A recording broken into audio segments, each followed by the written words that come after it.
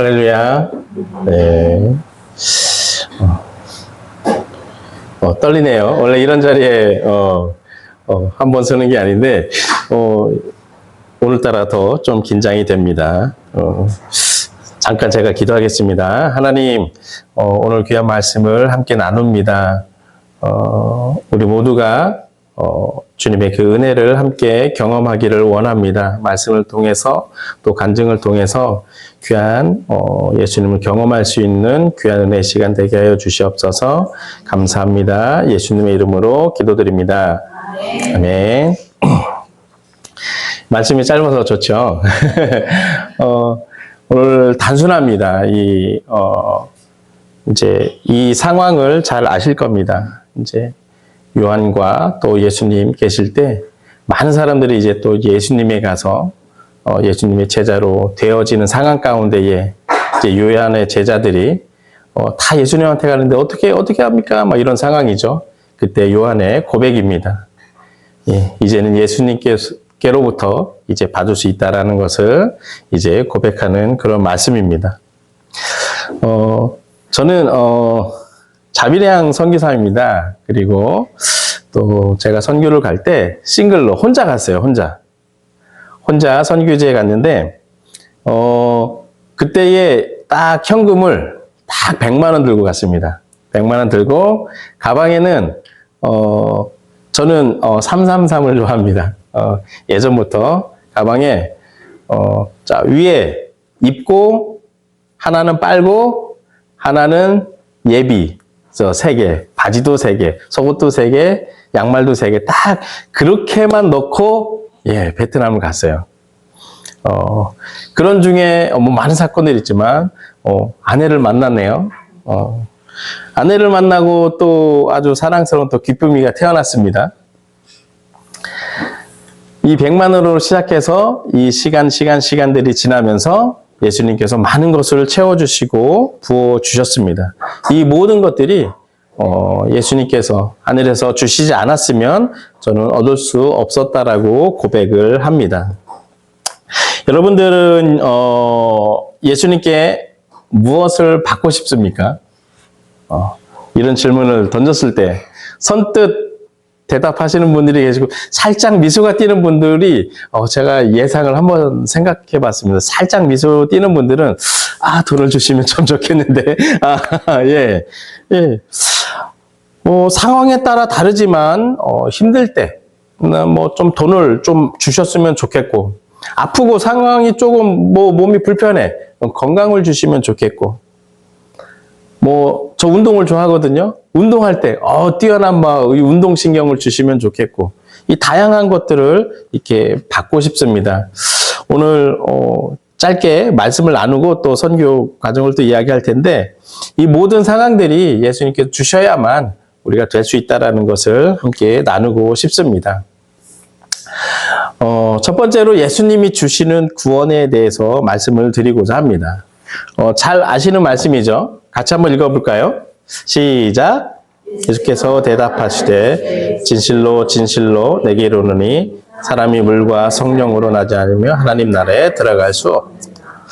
잘 아시는 말씀입니다. 여러분 새롭게 되지 않으면 우리는 하나님 나라를 볼 수조차 없대요.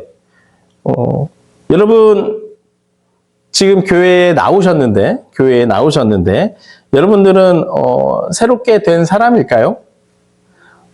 저는 새롭게 되었다라고 생각을 합니다. 왜냐하면 우리는 예수님을 모르다가 예수님을 경험하고 이제 첫 발을 내딛는 이 시간이 벌써 우리는 새롭게 되어지는 그 순간이라고 생각을 해요. 저희 아내가 제 사모가 18살에 전도를 받았대요. 18살이면 청년이잖아요. 청년이고 막 이럴 때인데 사회생활 할 때인데 쉬운 전도 상황이 아니죠. 또 베트남이 복음화율이 1%밖에 안 되기 때문에 쉬운 상황이 아닙니다. 근데 방을 같이 쓰던 친구, 자매를 통해서 전도를 받았는데 교회를 가고 싶었대요. 같이 이렇게 가자고 하니까. 한번 갔더니 그 다음 주 또 가고 싶었대요. 거듭남의 시간들이 하나님께서 우리 아내에게 부어주시는 거죠. 조금씩 조금씩 변화되고 그러면서 본인이 이제 확정되는 그런 시간들이 있었대요. 아, 예수님 계시구나. 우리는 이 말씀을 통해서 우리가 거듭나는 그런 시간들, 우리에게 주신 시간들에 감사함으로 또 반응했으면 좋겠습니다.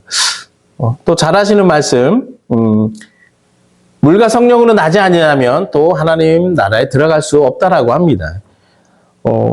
우리가 죄에 대해서 깨끗해지지 않으면 우리가 또 하나님 나라에 들어갈 수 없다라는 거죠. 예. 우리 죄에 대해서 깨끗해져야 되는데 깨끗해지는 과정을 다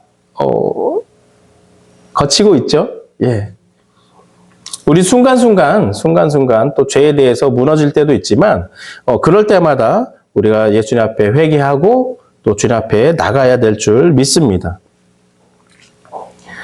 그래서 흔들리지 말래요. 흔들리지 말고 견고하게 서서 주님 앞에 바로 있어서 실족하지 말랍니다. 그러면 우리가 마지막 하나님 나라에 들어갈 수 있다라는 겁니다. 저는 예수님이 주시는 것 중에 가장 중요한 것이 이 구원이라고 생각을 해요. 우리가 이것이 아니면 우리가 예수님을 믿을 이유가 없겠죠. 교회에 나올 이유가 뭐가 있겠습니까? 가장 먼저가 우리는 구원에 대해서 생각을 해야 된다라는 겁니다. 여러분과 제가 예수님이 주시는 것, 많은 것 구할 수 있겠지만 먼저 우리가 주님 앞에 바른 방향으로 갈 수 있게 구해야 된다라는 겁니다. 그 구원의 방향을 그 길에서 놓치지 않았으면 좋겠습니다. 두 번째, 예수님이 주시는 결정이라고 말씀을 드리고 싶습니다. 우리 같이 한번 읽어볼까요? 시작. 내 사랑하는 형제들아, 견실하며 흔들리지 말고 항상 주의 일에 더욱 힘쓰는 자들이 되라. 이는 너의 수고가 주 안에서 헛되지 않은 줄 알미라. 제가 이따가 또 나눌 말씀 중에 하나인데, 저는 목회를 시작하면서 어느 순간 이 목회를 해야 되냐 이런 기로에 섰었을 때가 있어요. 정말 모르겠는 거예요. 이 길이 맞는지. 그럴 때에 예수님께서 저에게 주신 마음이 무엇이냐면 너는 교회에서도 기도 잘 못하고 집에서도 기도 잘 못하고 편안한 상황 가운데 기도 못하니까 너는 좀 수고해라. 이런 마음을 주셨어요.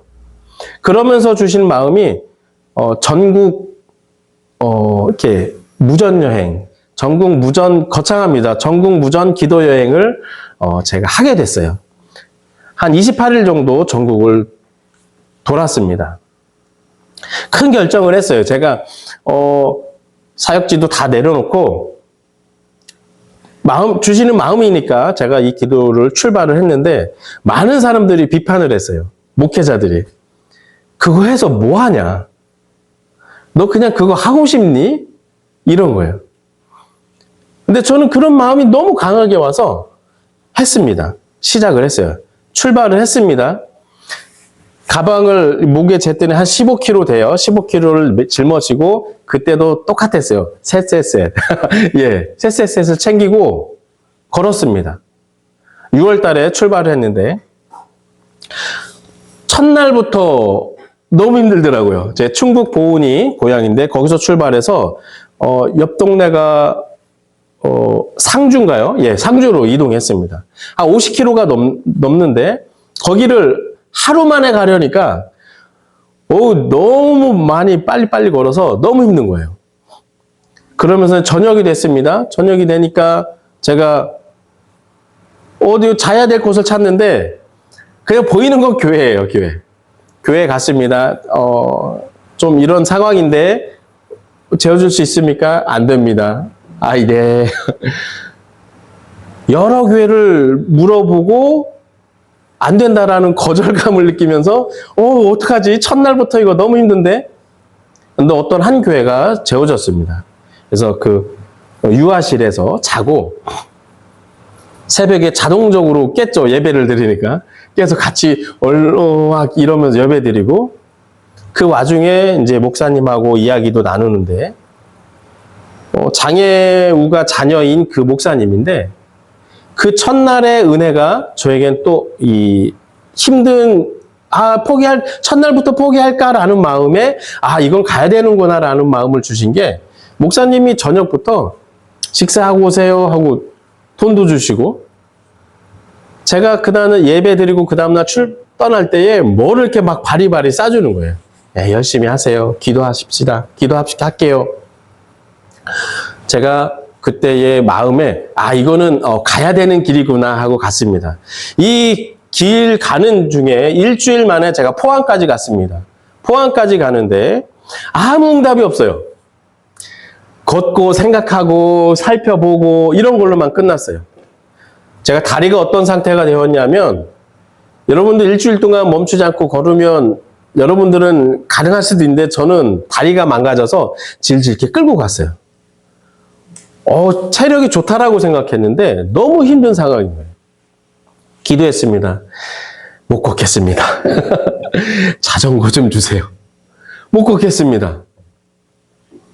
포항을 이제 벗어나서 어느 한적한 시골에 갑자기 자전거 가게 엄청 큰 게 있는 거예요.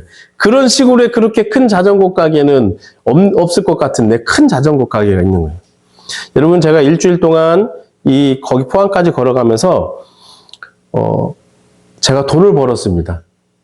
돈 벌었다라는 건 막 이래서 돈 번 게 아니라, 길 가다가 제가 이렇게 깃발을 꽂고 다녔어요. 무전, 기도는 사람들이 싫어할까봐 기도자 빼고 무전 도보 여행 이렇게 해서. 근데 사람들이 그걸 보고 나 당신한테 돈을 좀 줘도 됩니까? 이런 분들이 있는 거예요. 감사합니다. 감사합니다. 좀 힘들어서 주유소 이제 지나치고 있는데 사장님이 불러서 밥 먹고 가요. 사장님이 밥을 줍니다. 제가 일을 하려고 식당에서 먹을 밥이 없으니까, 제가 오늘 저녁 일해 줄 테니까, 끝날 때까지 일해 줄 테니까, 한 4-5시간 일해 줄 테니까 밥 한 끼만 주세요. 다 거절해요. 이 상태가 이 사람 이상한 사람 같으니까 아무도 그걸 허용하지 않습니다. 마을회관에서 자네요. 마을회관에서 자는데 이장님이 술을 한 잔해서 막 꽐라가 됐어요. 할머니들한테 막 소리치면서 이 청년이 왔는데 왜 먹을 거 안 주냐고, 갑자기 막 라면 한 박스 주면서 다 먹고 가 이러고. 네. 제가 일주일 동안 돈을 이렇게 후원을 받아서 자전거 살 수 있는 한 15만 원이 있는 거예요. 감사하게 또 15만 원 자전거를 샀습니다. 여러분, 걷는 게 편할까요? 자전거 타는 게 편할까요? 평지에서는 자전거가 편합니다. 한국 길이 평지인가요? 제가 이제 포항은 동해잖아요. 그쪽을 내려오는데 타자마자 까마득한 오르막이 있는 거예요. 갈 수 있을까 하면서 타고 올라갑니다. 정말 받자마자 1시간도 안 돼서 자전거 버리고 싶었어요. 달라고 해서 부르짖어서 주셨는데 제가 받자마자 포기하고 싶은 거예요. 너무 힘든 거예요. 걷는 것보다 더 힘들어요. 이거는 또 버릴 수도 없는 거예요. 이게 아깝고. 여러분들, 무의식적으로 어떤 일을 한다라는 상황 아십니까? 어떤 상황이 되면 무의식적으로 그냥 합니다. 하는 것 같으면서 안 하는 것 같으면서 그런데 하고 있어요. 제가 페달을 그렇게 밟고 올라가고 있더라고요. 근데 일주일 동안 걸어서 그런지 체력은 좋더라고요. 다리 힘은 좋아서 그래도 올라갔습니다. 딱 오르막에 이제 정상에 올라갔습니다. 제가 일주일 만에 첫 응답을 받았습니다. 어머나 힘드니 말이라고 하십니까? 너무 힘듭니다. 이거 주셨는데 버릴 수도 없고 이거 너무 힘듭니다.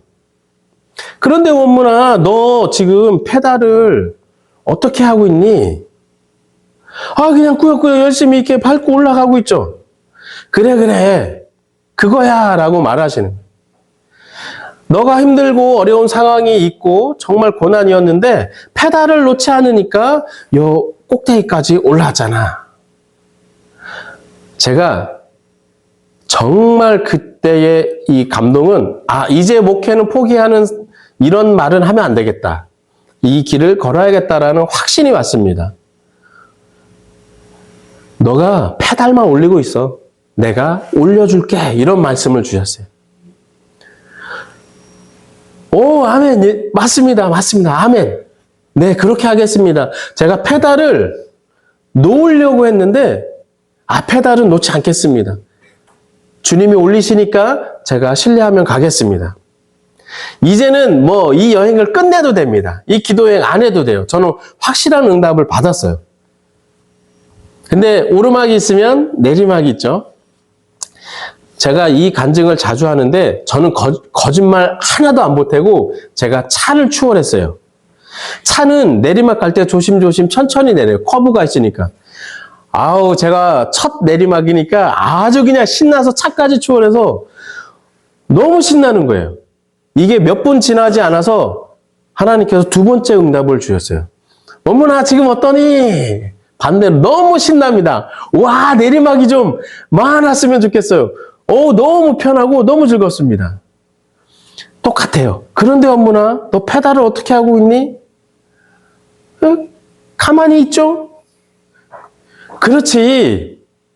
가만히 있으면 즐겁고 행복하고 너무 행복할 거야. 좋을 거야. 그런데 너는 계속 내려갈 거야. 뜨끔했습니다. 정말 이제 완벽하게 응답을 받았다라고 저는 결정을 했습니다. 조금이라도 더디더라도 페달은 밟아야겠다. 내가 가만히 있으면 제가 뒤처지지는 않을 거예요. 가만히 있으니까. 누군가 페달을 밟고 올라가니까 저는 뒤처지는 것과 똑같다라는 거예요.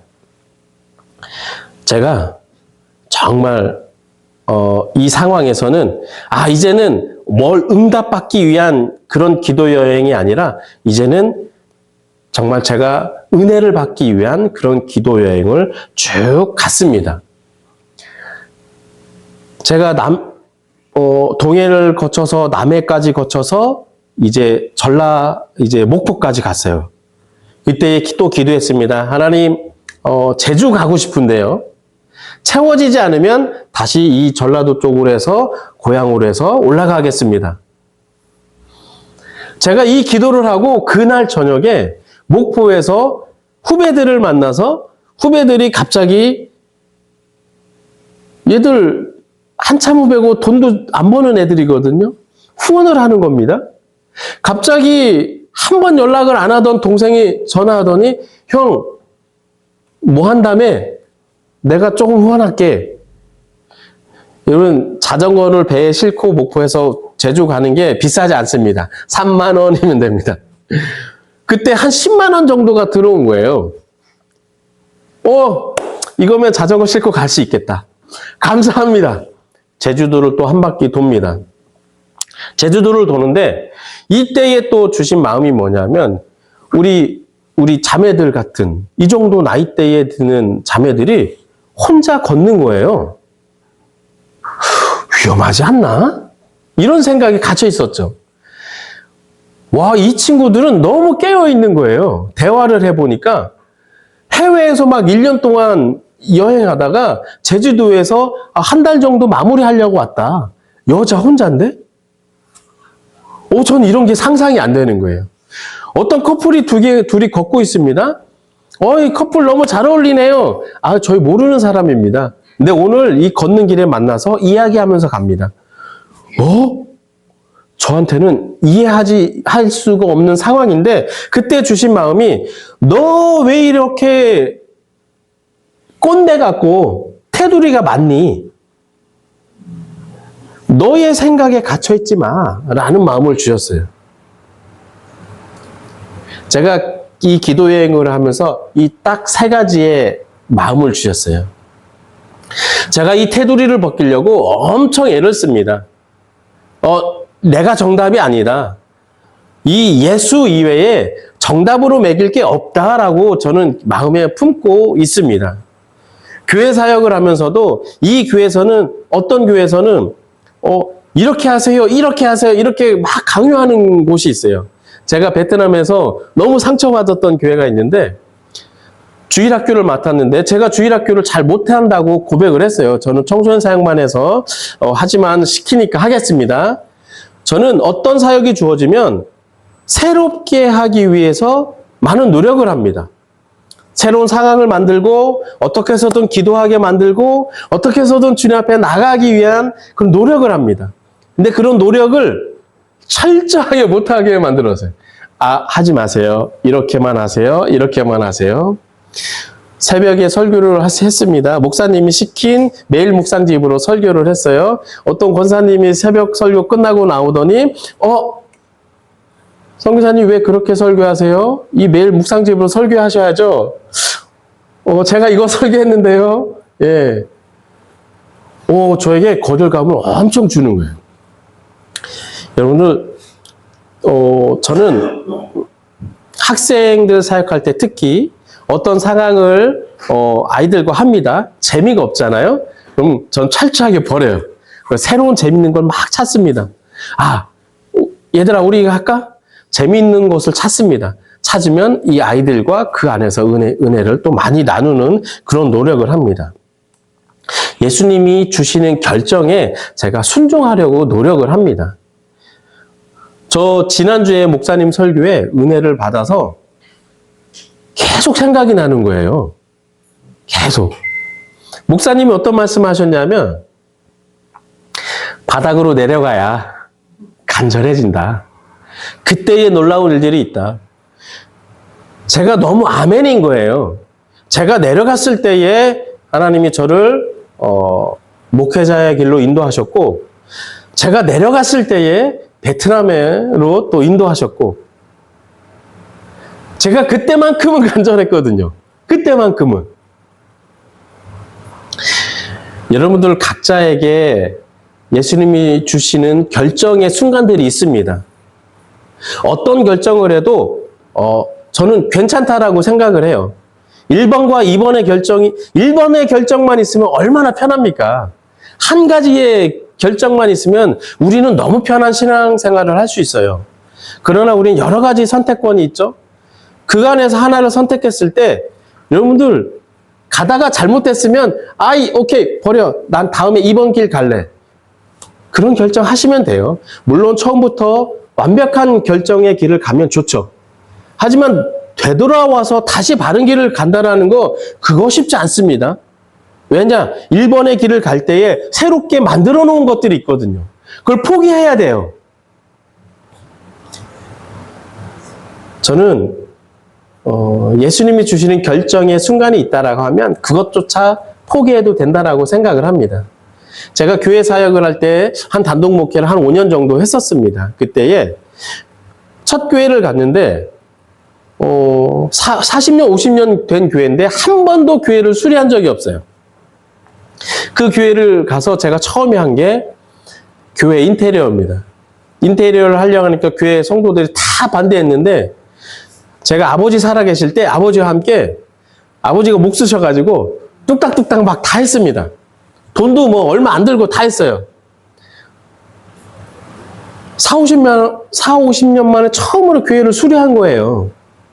교회에 물길이 흘러서 교회 바닥이 흥건하고 막 그렇습니다. 땅도 1m씩 막 탑하고 그런 수고를 하니까 교회가 안정이 됐죠.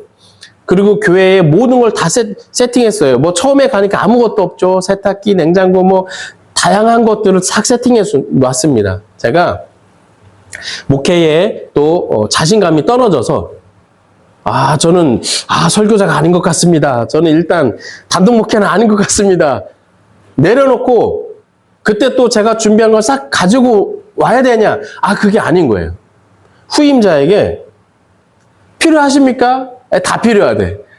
다 쓰세요. 저는 옷만 가지고 나왔어요. 두 번째 교회도 마찬가지예요. 인테리어 싹 해놨습니다. 싹 아무것도 없이 갔는데 하나님이 저를 채워주셨잖아요. 완벽하게 싹 세팅이 돼요. 근데 그거를 들고 온다라는 게 저는 이제 또 이 마음이 아닌 거예요. 주님이 주시는 결정이 있으면 아까운 게 아니죠. 전 새롭게 주님이 주신 것 그걸로 하면 된다라고 생각을 합니다. 우리 안에 그런 마음으로 여러분들 가운데 예수님이 주시는 결정의 순간들이 많이 있습니다. 예수님이 주시는 바른 결정을 하고 나가기를 예수님의 이름으로 축복합니다. 세 번째로 예수님이 주시는 소망입니다. 보이는 소망은 쉽게 따라가고 또 그 안에서 소망이라고 생각을 안 하는 것 같아요. 저도 그렇습니다. 보이는 것은 뭐 특별히 이거 소망 같지가 않습니다. 그냥 조금만 노력하면 할 수 있으니까. 그러나 예수님의 소망은, 하나님의 소망은 보이지가 않습니다. 그러나 우리는 그 소망의 길을 따라가고 있습니다. 우리가 마지막의 단계는 이 하나님 나라를 향해 가는 우리의 소망의 길을 여러분과 제가 택했으면 좋겠습니다. 보이지 않기 때문에 어려울 수 있죠. 보이지 않기 때문에 어려울 수 있습니다. 하지만 우리는 그 길을 걸어갈 때에 예수님께서 그 안에서 귀한 은혜를 주실 것을 믿습니다.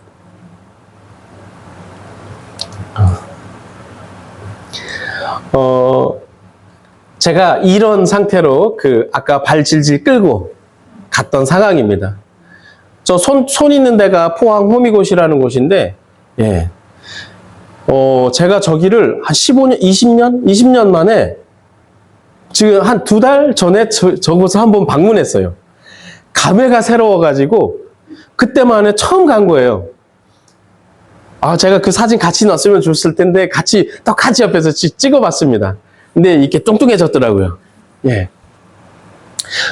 저 폭포는 제주에 있는 폭포입니다. 폭포. 제가 이 순간이 없었으면 제가 목회자의 길은 못 걸었어요. 저는 포기했을 겁니다. 제 청년 때의 꿈은 요리를 제가 좋아하거든요. 요리를 공부해서 크리스찬의 그런 식당, 뭔가 복음적인 다양한 것들을 하는 식당, 이런 것이 꿈이었어요. 그리고 거기서 나오는 수입이 있다면 목회자를 돕는 그런 사역을 하고 싶다, 이런 게 꿈이었습니다. 근데 제가 목회자의 길을 걷는다라는 건 생각을 못하고 있었죠.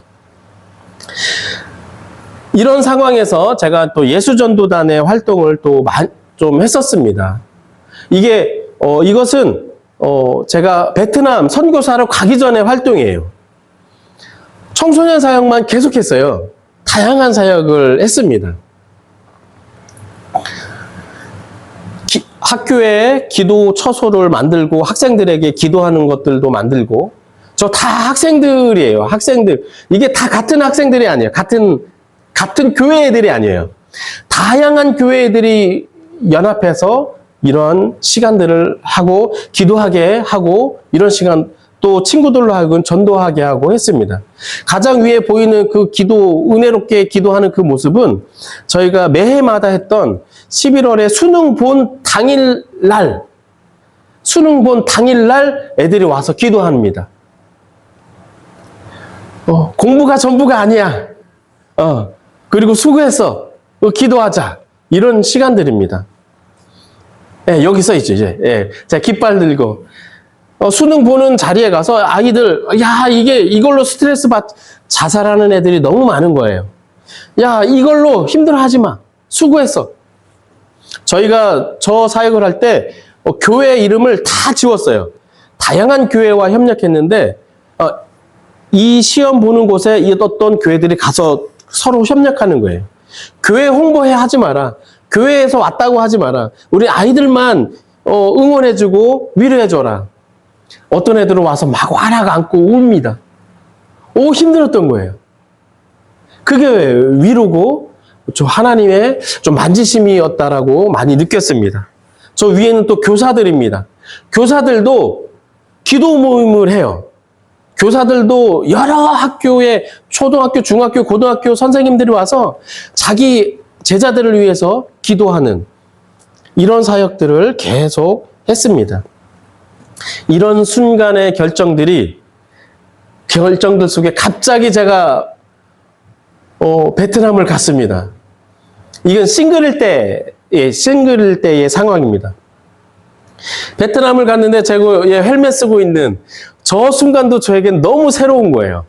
오토바이 타고 너무 신난 거죠.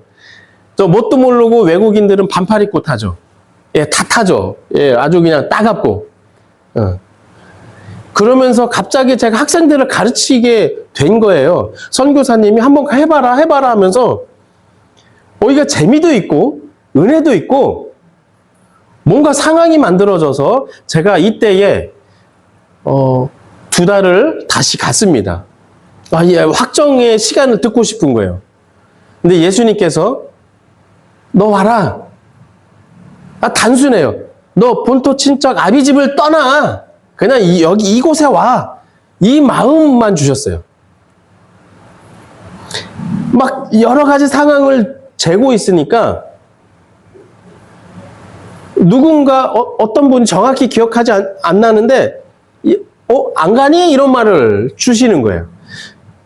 그때 제가 말했듯이 딱 333을 챙겨서 100만 원을 챙기고 그때 베트남을 향했습니다. 그때의 제 기도 제목, 첫 기도 편지입니다. 하나의 문을 향해. 제 이름의 뜻을 아십니까? 제 이름이 이원문입니다. 원, 하나.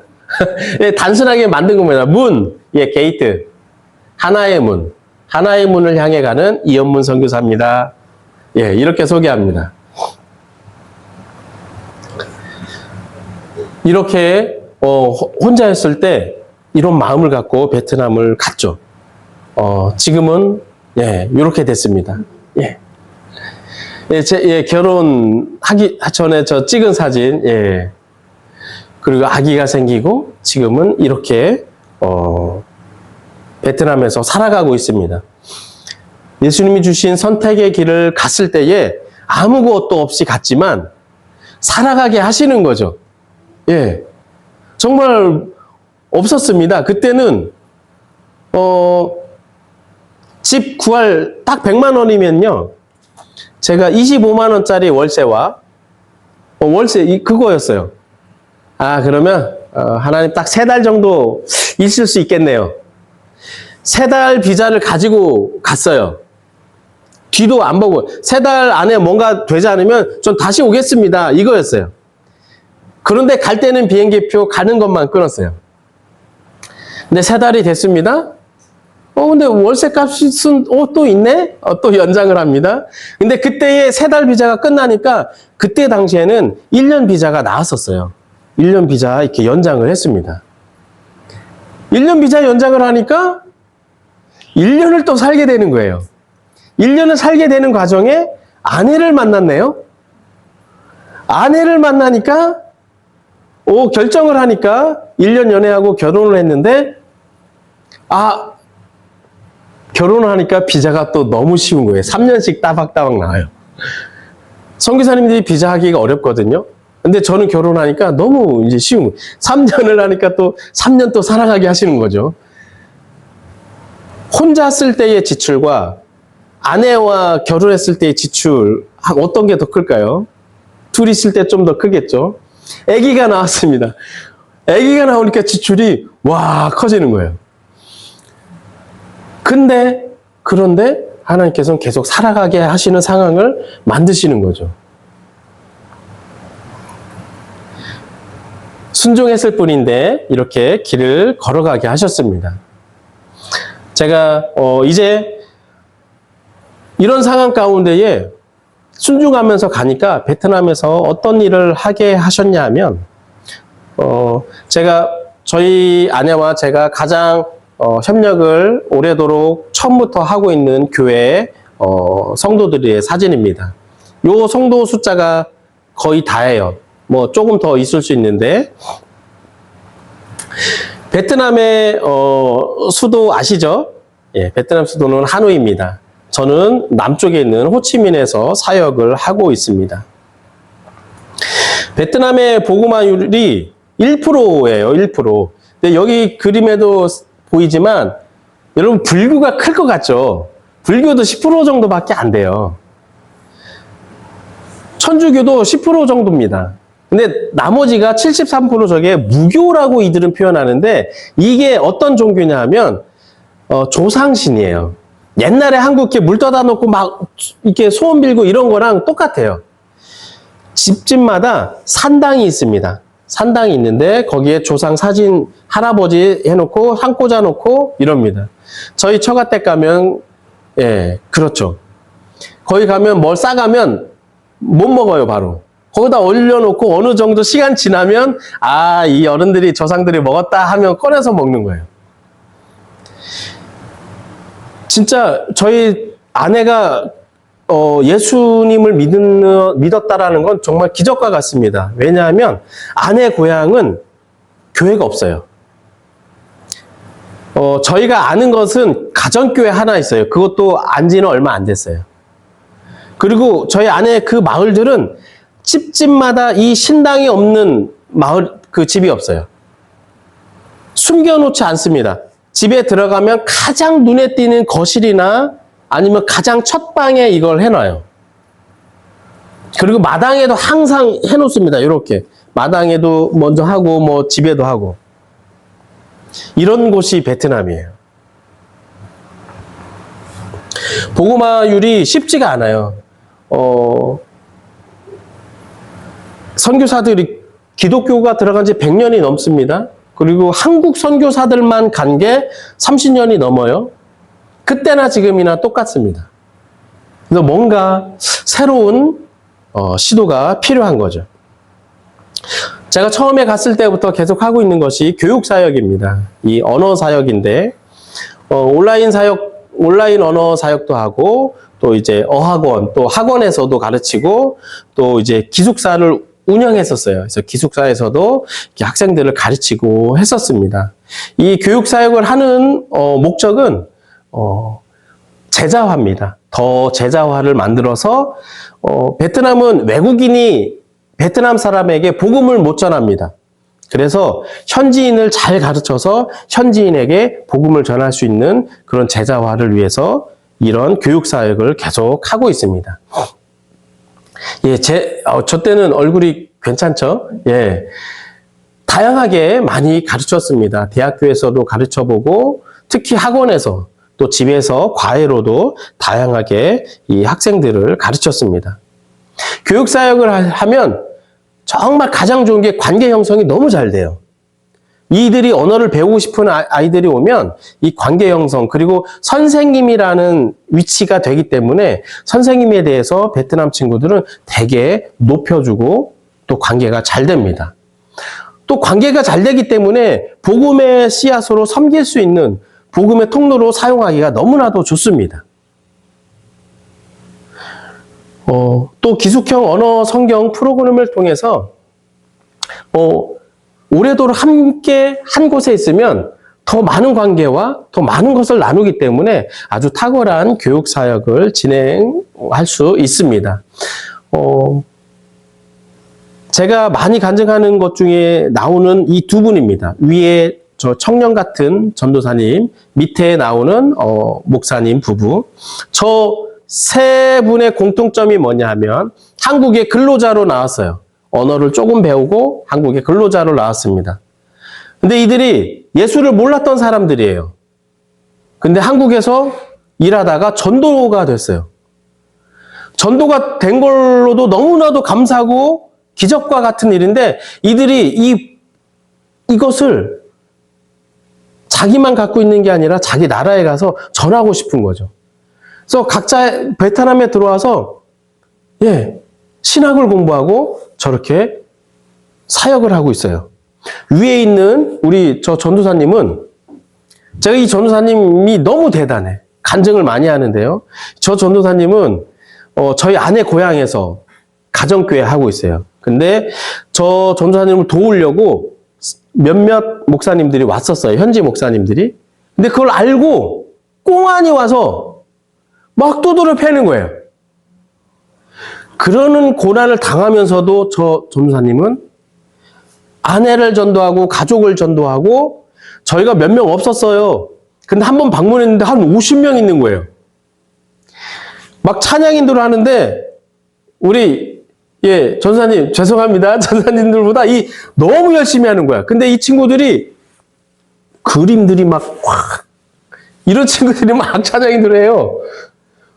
무슨 친구들이냐 했더니 전사님이 전도했는데 마약한 친구들을 전도한 거예요. 마약했던 친구들이 회심해서 예배를 인도하는데 뜨겁습니다. 이 남부지방은요, 예배 드릴 때 얌전합니다. 박수도 안 쳐요. 가만히 있습니다. 근데 이 교회를 갔더니 막 방방방 뛰는 거예요. 너무 귀해요. 이 두 분의 이 스토리가 너무 귀합니다. 하나님이 주시지 않았으면 이들은 이렇게 주의 종의 길을 걸어갈 수 없는 상황이죠. 저희가 또 하는 것 중에 하나가 이 도시락 사역을 최근에 또 많이 하고 있습니다. 도시락 사역을 하게 된 계기가 제가 어느 날 오토바이 타고 가는데 다리를 건너고 있었습니다. 근데 다리에서 갑자기 사람들이 우르르 올라와 있는 거예요. 저녁 한 6시쯤 되면 베트남은 해가 싹 집니다. 그 노숙자나 이런 사람들이에요. 근데 뒤에서 갑자기 오토바이가 오더니 봉투를 하나씩 이렇게 주더니 이렇게 하고 가는 거예요. 도시락이에요. 근데 이렇게 하고 가니까 뭔가 절에서 하는 것 같기도 하고 이걸 보면서 저거 내 교회에서 믿음의 사람들이 한번 하면 좋겠다라는 마음이 확 들어왔어요. 그래서 아내와 나누면서 노숙자들에게 먼저 해볼까 계속 기도하고 준비하는 중에 계속 마음이 안 사지는 거예요. 이들에게 우리가 도시락만 먹을 것만 주는 게 아니라 복음을 조금이라도 제시를 해야 되는데 물음표가 생기는 거예요. 그래서 그러면 우리가 아파트에 사는데 아파트에 정기적으로 쓰레기를 치우는데 쓰레기 치우는 노동자들에게 한번 해볼까? 이건 쉽게 조금 더 접근을 할 수 있지만 이것도 복음하고 관계하니까 물음표인 거예요. 그러다가 생각난 게 이 교회죠.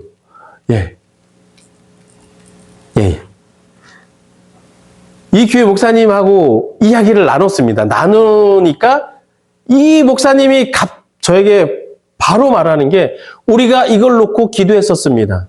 우리가 도시락 사역을 하고 싶어서 계속 기도하고 있었어요. 엄청 감사한 거예요. 그래서 우리의 목적은 교회로 와라. 교회로 와서 먹고 가라. 이거였습니다. 정말 교회에서 우리가 이렇게 합니다. 교회에서 초대장을 보내고 그러면 초대받은 사람들만 와야 돼요. 왜냐하면 베트남은 잘 사는 사람들이 더 아낀대요. 그래서 잘 사는 사람들은 막 와서 먹어요. 근데 못 사는 사람들은 창피하고 쭈뼛쭈뼛해서 못 온대요. 그래서 초대장을 나눠주는 거예요. 처음에 초대장을 50장, 원래 저희가 50명 대상이었거든요. 50장 딱 나눠줬습니다. 20명밖에 안 오네. 초대장을 100장 나눠줬습니다. 30명밖에 안 오네. 초대장을 200개 보냈습니다. 이제 50명 조금 더 오네.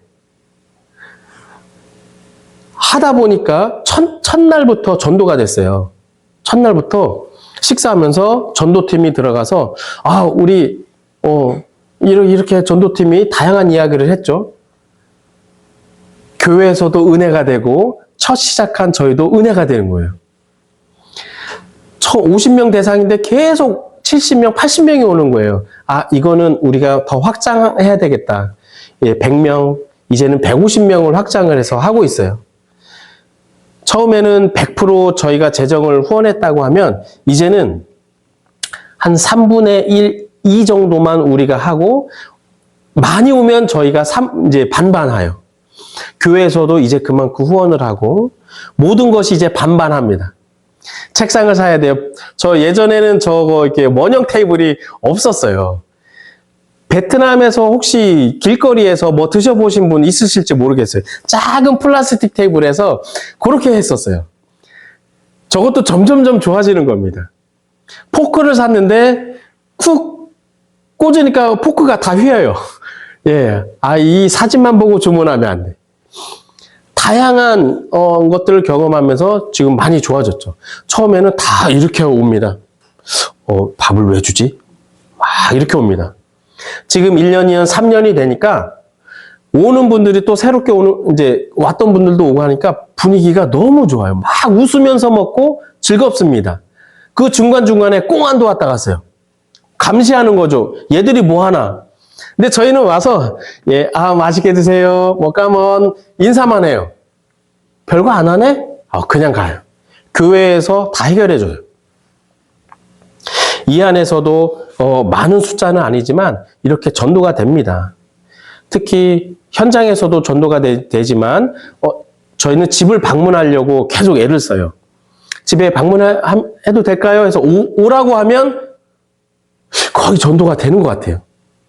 가서 나누면 저기 큰 사진 중에 작은 얼굴이 사모님인데 사모님이 너무 열심히 해요. 한국말도 잘하시고 또 4명 있는 것 중에 검은 옷 입은 집사님 저분도 진짜 열심히 해요. 집사님인데 저분들이 출동하면 뭔가 있어요. 전 놀라운 일들이 나타나는 거예요. 그러면서 여러분들 아시는 우리 우재영 목사님이 제가 이 말씀을 나눴을 때 처음부터 저희 같이 했어요. 우재영 목사님도 필리핀에서 이 도시락 사역을 했어가지고 그 은혜를 아시는 거예요. 지금은 내 선교사님이 같이 합니다. 이제 앞으로 더 이제 확장을 할 텐데 도시락 사역을 하면서 이제 많은 또 여러 사람들 교회의 은혜가 되니까 이게 교회에서 통하는 겁니다. 선교사들은 솔직히 그림자예요. 안 보여. 근데 교회에서 통하는 겁니다. 교회에서 저렇게 섬김을 하니까 교회에 대한 이미지도 좋아지고 많이 와요. 정말 언제 기회 되면 오셨으면 좋겠는 게 오시면 분위기가 너무 좋습니다. 막 웃고 이제는 장난도 치고 처음엔 그렇지 않았어요. 다들 긴장해가지고 또 지역사회에 이게 소문이 나니까 이제는 학생들도 많이 옵니다.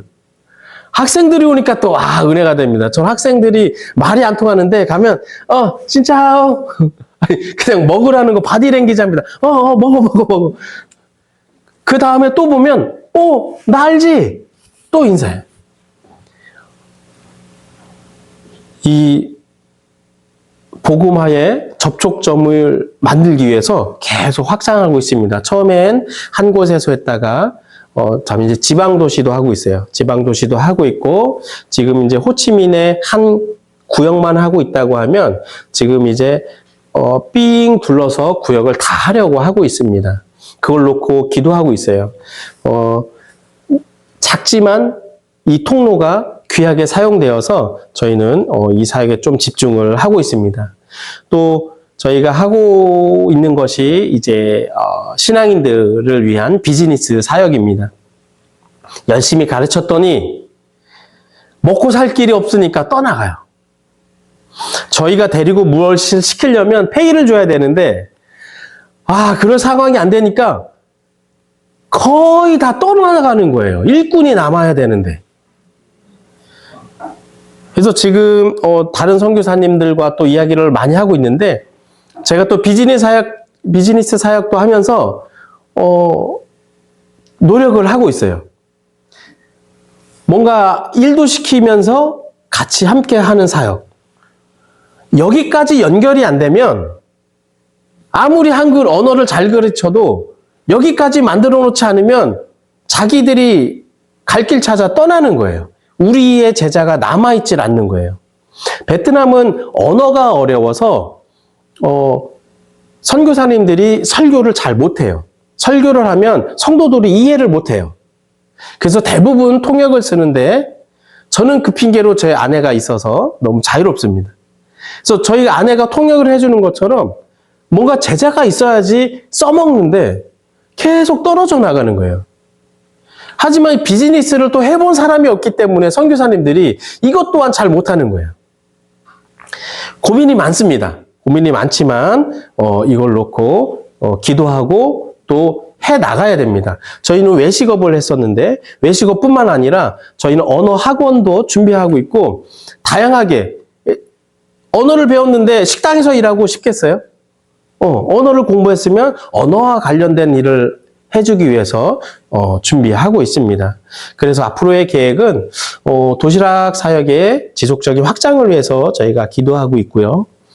또 언어 배우는 또 기숙형, 제가 언어만 가르치지 않고요. 그 안에 성경을 가르칩니다. 예, 이게 포인트예요. 한글만 가르치면 일반 학원이죠.